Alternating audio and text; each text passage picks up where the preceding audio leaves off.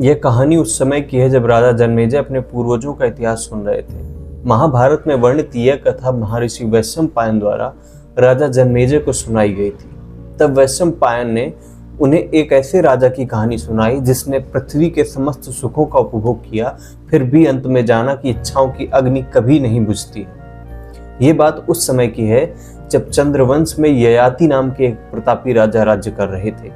ययाति का विवाह देवयानी से हुआ था, जो असुरों के गुरु शुक्राचार्य जी की पुत्री थी।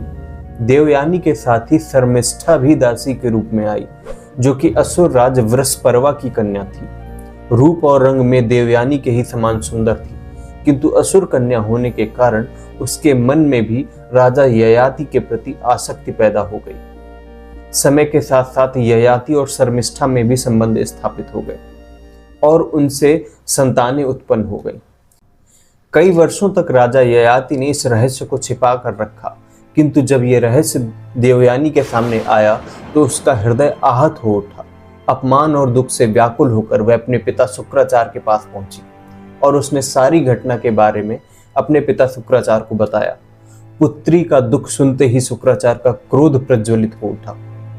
उन्होंने ययाति को अपने सामने बुलाया और कठोर स्वर में कहा कि तुमने विश्वास और धर्म दोनों का ही उल्लंघन किया है। तुमने अपनी यौवनावस्था का दुरुपयोग किया है। जिस यौवन पे तुम्हें इतना अहंकार है, मैं तुम्हें शाप देता हूं कि वह तुरंत ही नष्ट हो जाए और तुम वृद्धावस्था को प्राप्त हो जाओ।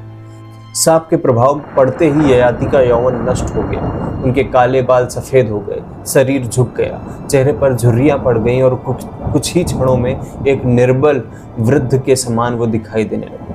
अचानक आए इस परिवर्तन से ययाति अत्यंत व्याकुल हो उठे। वह शुक्राचार्य के चरणों में गिरकर क्षमा मांगने लगे। उन्होंने कहा कि उनका मन अभी भी सांसारिक भोगों और सुखों की कामना से भरा हुआ है।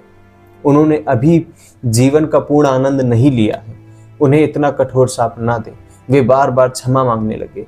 जब शुक्राचार्य का क्रोध कुछ शांत हुआ, उन्होंने कहा कि शाप तो वापस नहीं लिया जा सकता। यदि कोई उनका पुत्र अपना यौवन स्वयं उन्हें दे दे और उनका बुढ़ापा स्वीकार कर ले तो वे पुनः युवा हो सकते हैं। राजा ययाति के दोनों पत्नियों से 5 पुत्र हुए थे। पहली पत्नी देवयानी से, जो कि ऋषि शुक्राचार्य जी की पुत्री थी, यदु और तुर्वस नामक 2 पुत्र हुए थे।